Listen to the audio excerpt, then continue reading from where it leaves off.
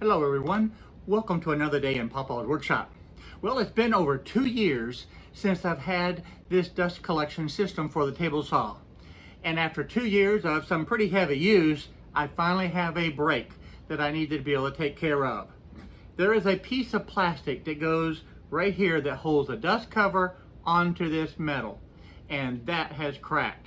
And it's time to replace it, and I'm going to replace it with a piece of aluminum that's an 1/8 inch thick. And that is going to be a fantastic upgrade because, quite frankly, that I think is the only weak spot on this entire design.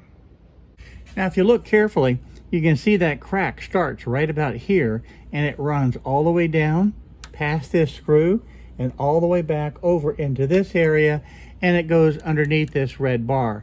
So I don't know if that crack continues there or not, but that is a significant crack, and that's because this has the ability to bend and move, and that's really not a good thing. That indicates that this is definitely a weakness.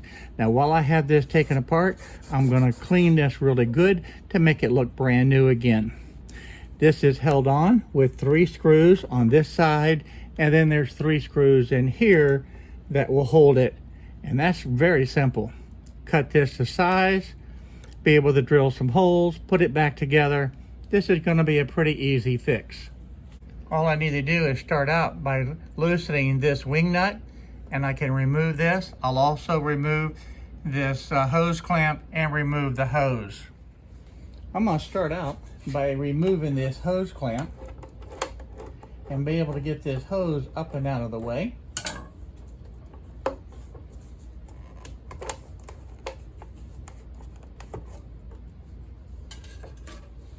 Then I'll loosen this nut, and that will allow me to slide it off. Now you can clearly see these 3 screws, and then inside of here you can see the other 3 screws in that channel, and they're just held on by a simple little nut and a washer. Now this little nut is just simply an 8mm, so I just use this and I'll be able to loosen that.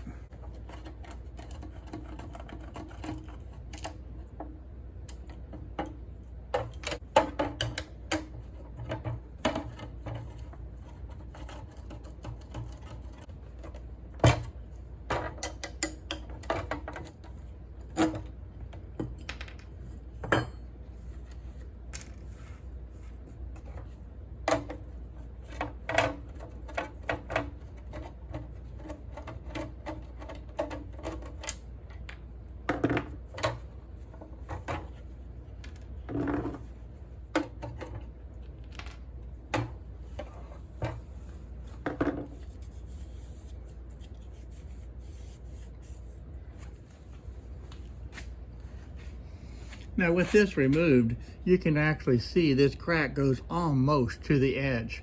So there was not much left before this actually broke off. And on the other side, it went all the way up to that area right there. So that is a significant crack that was taking place.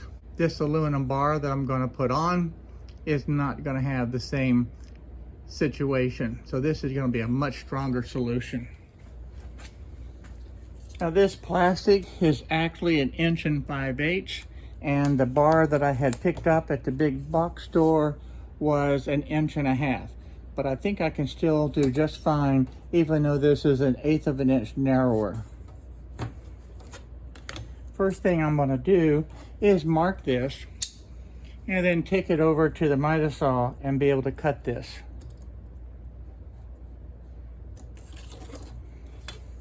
So I have that marked right there, and I can easily cut this on the miter saw without any damage to the blade because this is just aluminum stock material.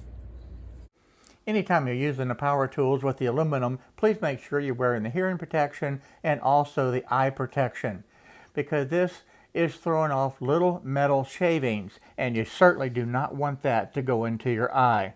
So please, by all means, wear the eye protection and wear the ear protection. I can put this acrylic right on top of this and just kind of split the difference between the two. And that'll give me about a 1/16 of an inch on each side. And there's nothing wrong with that. That will work just fine. I'm going to hold it exactly in place, and I can just mark where the holes will be.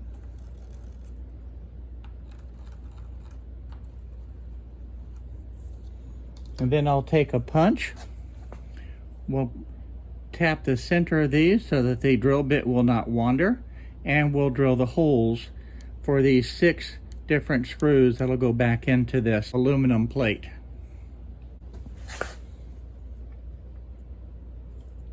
I'm going to get that right in the center. Please don't skip this step. If you do not use a punch to tap and indent the metal for the center of that hole, the bit will have a tendency to wander. And what exactly does that mean? That means your holes will be in the wrong place, and that's not a good thing.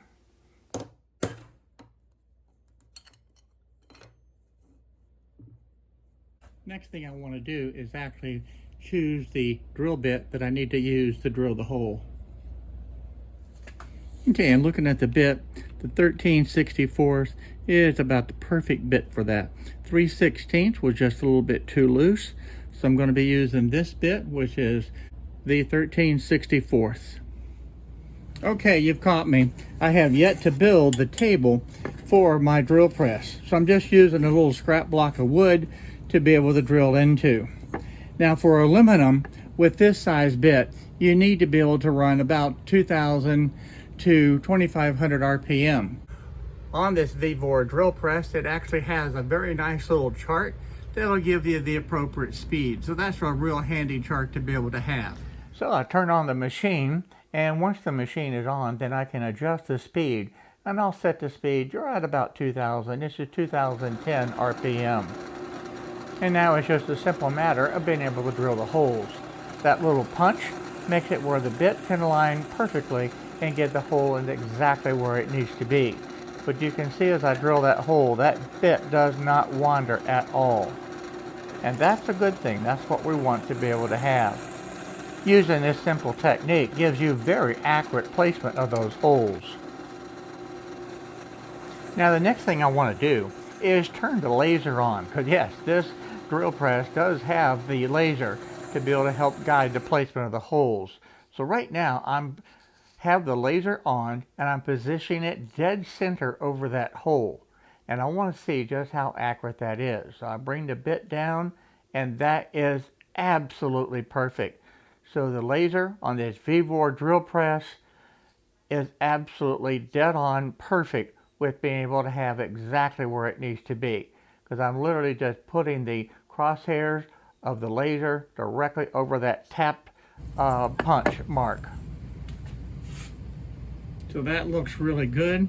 On the back side, there's just a little bit of a burr. I'll hit that with the sandpaper, and that'll take care of it. The sandpaper I'm using is simply the 220 grit paper, and it only takes just a little bit of light sanding. But while I've got it, I'm just might as well clean up the whole entire edge, so I'll just sand the entire surface of that plate. I'll clean that now. We're going to clean the actual cover itself, and we'll be ready to put this back together.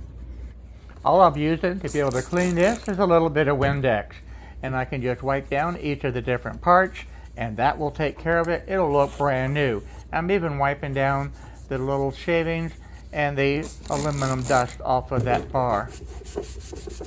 And it's amazing what just a little bit of Windex and a little elbow grease will do to make this look absolutely brand new one more time. And of course, I want to be able to clean the inside as well as the outside. Okay, everything is completely clean now. It looks almost completely spotless. I did take off this back cover, so I'm going to put that on first. Just simply slip the screw in. Let's lay it on its side. We'll put the lock washer on it, and we'll screw it on. This made it a whole lot easier to be able to clean.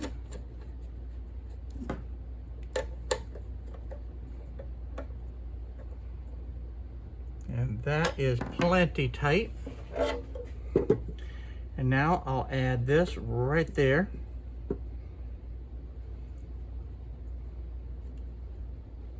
We'll put this in.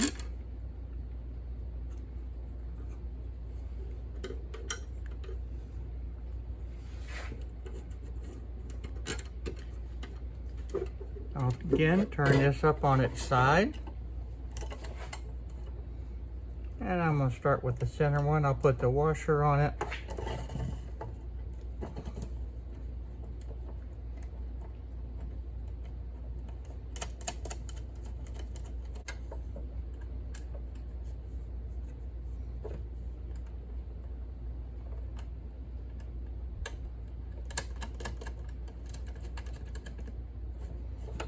I'll turn it up this way now and use my tool to tighten that. Again, you don't need to tighten it a lot because you will crack the other acrylic. So that should be good. Now it's time to be able to put this in. Yeah, let's try this. There we go.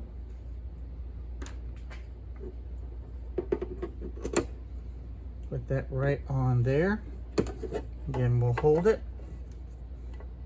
Put the washer on and put the nut on.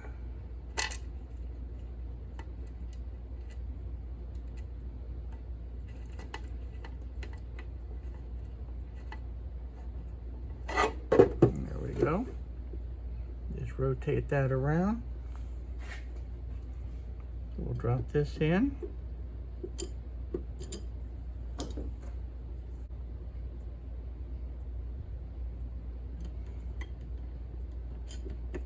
There we go. And we'll hold that in place. Another washer and a nut.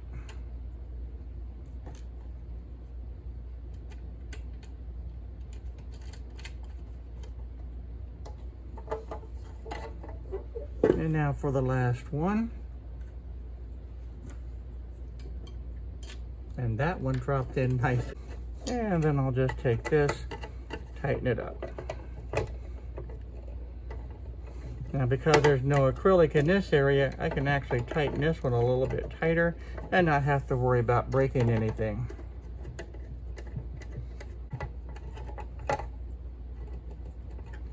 And the repair is now done. And that is completed. Let's just put it back now over on the table saw. All I need to do now is just slide it right back on the same way that I took it off. But I want to show you one little detail I didn't show earlier. Now to attach this, you're actually sliding it onto this nut. But you also have this pin right here that has to slide in that track also. That gives you the alignment so that you don't have to worry about the dust cover actually shifting while you're using it or making adjustments. I'll just set that right up there. Align that and slide it in. Bring that back to right about there, and then we'll just tighten it.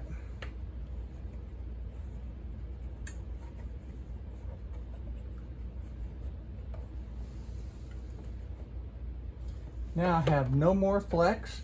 This gives a solid piece in there, and that is going to work so much better. So that I think is a very needed repair. So let's reattach the dust hose.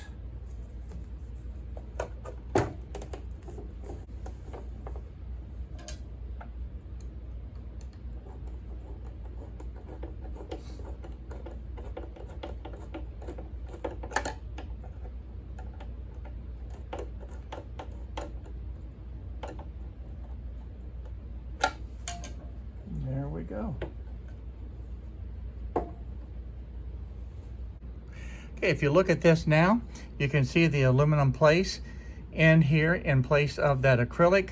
And now, if you look at this, you no longer have flex. That's a good thing. So this can't break. So that is no longer the weak point. And that is a perfect fit. And after over 2 years worth of use, this looks now just like it was when it was brand new. all dust free, ready for the next project where it'll get all dusty again. Okay, there you have one of the simplest repairs that I think I've ever done. But if you have one of these dust collection systems by the Penn State Industries, more than likely you've experienced a crack like this in that acrylic, because that definitely is the weak point. But that really is a very easy fix to be able to do it. It didn't cost much money at all to be able to make this repair, and I'm sure that this will give me many more years of continued service in the shop. So I hope that you enjoyed this video, and if you did, by all means, give me a thumbs up, and don't forget, please subscribe right down there, and I look forward to seeing you in the very next project, whatever that happens to be. So for now, bye-bye everyone. See you real soon.